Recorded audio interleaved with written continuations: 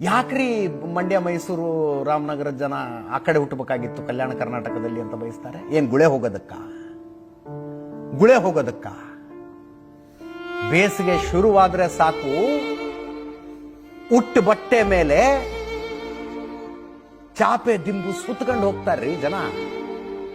ಮುಂಬೈ, ಪುಣೆ, ಬೆಂಗಳೂರು ಸಿಕ್ಕ ಗಾಡಿ ಹತ್ಕೊಂಡು ಹೋಗ್ತಾರೆ.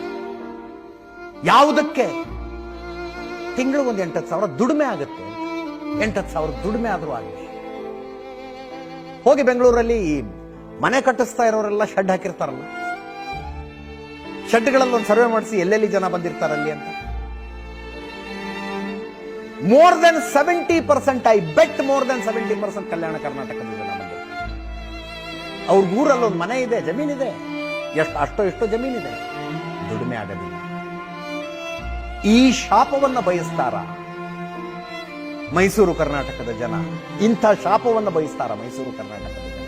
ಕರಾಳವಾದ ಸತ್ಯ ಹೇಳ್ತೀನಿ ನಾನು. ಪುಣೆಯ ವೇಶ್ಯಾವಾಟಿಕೆ ಅಡ್ಡೆಗಳಲ್ಲಿ ಹೋಗಿ ಚೆಕ್ ಮಾಡಿ, ಅಲ್ಲಿ ಸೆರಗ್ ಹಾಸಿ ಮೈ ಮಾರಿಕೊಂಡು ಬದುಕ್ತಾ ಇರುವ ಜನ ಹೆಣ್ಣುಮಕ್ಕಳು ಎಲ್ಲಿಯವರು ಅಂತ. ಇದು ಕರಾಳತೆ. ಸ್ವಾತಂತ್ರ್ಯ ಸಿಕ್ಕಿ 78 ವರ್ಷ ಆದ್ಮೇಲೂ ಇದನ್ನೇ ಚರ್ಚೆ ಮಾಡ್ತಾ ಇದ್ದೀವಿ ನಾವು. ಈ 78 ವರ್ಷಗಳಲ್ಲಿ ಅಲ್ಲಿ ಇಂಡಸ್ಟ್ರಿ ಏನು ಬಂತು, ಉದ್ಯೋಗ ಎಷ್ಟು ಸೃಷ್ಟಿ ಮಾಡಿದ್ವಿ, ಯಾವುದಕ್ಕೇನು ಪ್ರಯತ್ನ ಪಟ್ವಿ? ಇಲ್ಲ.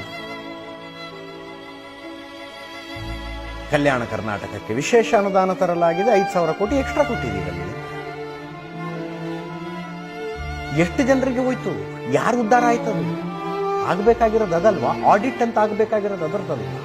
ದುರಂತ ಅನ್ಸುತ್ತೆ ನನಗೆ ಈ ಮಾತುಗಳನ್ನು ಕೇಳ್ಕೊಂಡು. It was a confession statement.